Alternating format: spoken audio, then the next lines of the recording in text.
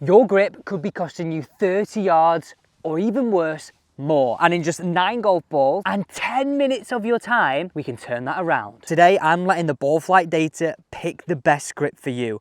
And spoiler alert, it's actually not what you think. And this is a realistic plan for a club golfer to keep the golf ball more in play and lower your scores significantly. I have to tell you about this story. Tom shouted me from the other side of the car park the day when I was getting my teaching bag out the car. He shouted, "Alex, you absolute legend." I was like, what? He said, "I've been testing my grip on the range and I've had a cheeky 9 holes with the boys and I've just hit a PB over 9 holes because I understood when to change my grip depending on where the trouble was, letting the data pick the grip." Now, if you're a golfer who misses way off to the left, so that could be those pull shots, that could be those hook shots, that could just be that general low one that goes in this direction. And you look at your GPS and you go, okay, in this case, there is so much trouble down the left. How on earth can I realistically keep this ball in play? And this is what I want you to start thinking about. How can I realistically keep the ball in play? Because we've got to be realistic if we want to shoot lower scores. It doesn't have to be pretty golf, it's got to be smart golf. So this is your starting point. If your ball is going too much to the left and staying left, we know at that point of impact, your club face is pointing in this direction somewhat, okay? The simplest thing, and this is what I said to Tom, was, if mate, you're having that round, because it can change between rounds, and this is brilliant, because it's fluid. It is fluid. Please listen to that. If you're having that round and the trouble is left and you're missing it left, pal, this is the one thing you should do.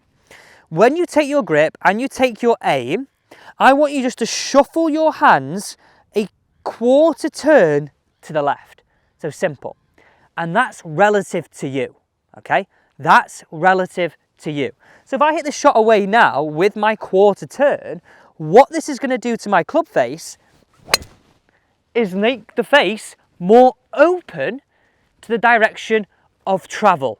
And I mean the direction of travel to my golf club. So if we just look at this relative to this line here, before my face was closed somewhat because you were missing 2 left.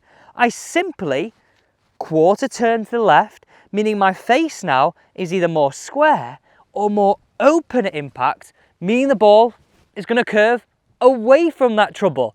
Can you see the pattern I'm saying here? Think about this realistically. That is not going to be the longest drive, that one. The next one is. But that's going to be that one where you're like, oh God, there's water down the left, or I've been pulling it all day. How can I just get it in play? That's what I told him. Because you're going to have days like that. You're going to have days like that. I also said to Tom, right, mate, can you please keep some stats for me so we can let this guide our decisions on grip? So this is actually mine here. So if you look at this, I hit 64% of fairways, 10% right, 11% left, and a long way to the left with 12%. So that grip there, the quarter turn to the left on my grip, is what I've been going with every single time I see trouble. And to be honest with you, knowing these stats right here on the green, I use that grip most of the time, even if the trouble's not on the left. That's the overall pattern. But I realised for Tom and probably for you, these stats are definitely probably a flip. You've got more of missing to the right and even further to the right. So this is the bit of the video which I know you've been insanely excited for, because when you get your GPS up, and if I load this hole up and you see trouble all down this left hand side with out of bounds, even water in here, this is the grip change you're going to get. Now, I've still got 8 golf balls left down here, and for a very good reason, because it does take a little bit of tinkering.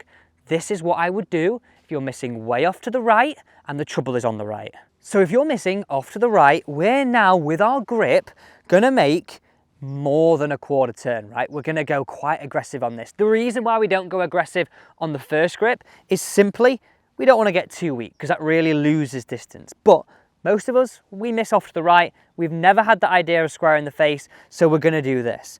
The first thing we're going to do, we're going to get both creases pointing outside of our right shoulder and just hit one away. Let this guide you now. Hit one away. Now look at the first shot that you hit. It's probably going to do something like that. but very different to the shot that you've ever hit in your life that had right to left curve on it. It started down the right and it moved with this kind of spin. It moved that way.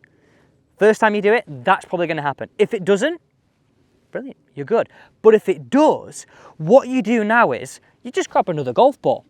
And this is what Tom was saying. He had a little range session, then took this to the course for what was his standard grip.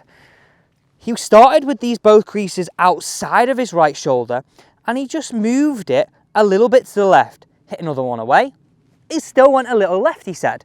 He then moved it a little bit more in this direction until he found that sweet spot for his swing.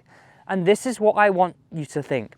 In my blueprints, on my AE Excellence Sub, I never say there's a one grip fits all method. There's a grip that works for you, and that's why the plan sticks. That's why doing this realistically will help you hit it longer and more consistently in play, which is what we want. So think about this. Over the course of those golf balls down here, if you start with it going too left, because now my face is far too close to my direction of travel, stopping it going over here, I then edge it. And for every time you edge it to the left, the face will be less close to impact. So if you go too far, you know you've got to get going back. And you log it, you mark it. And for Tom, that was where, to be honest with you, he was sort of just where this crease points on the middle of the shoulder. So if you imagine you've got a spectrum here, outer to inner part of the shoulder, he was just on this crease of his shirt with his top hand, and he found that was an absolute brilliant sweet spot for him. So say our first one does go left, and then even our second one goes left. Our 7 golf balls here are our tinkerers, where we find out what is the right one for us. Now, hopefully I would want you to do it in less than 7, but let's be realistic and don't be hard on yourself if it does take all 7. So simple, right? We just have to learn to adjust our grip depending on the curve and the direction of travel.